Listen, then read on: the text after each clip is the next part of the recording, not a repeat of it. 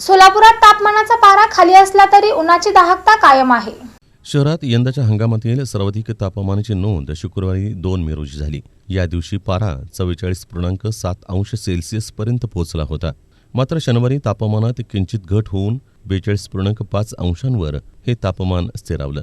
एका दिवसात 2.2 अंश सेल्सिअसची घट झाली असली तरी उष्णतेचा दाह आणि अस्वस्थता सोलापूरकरांना जाणवत आहे।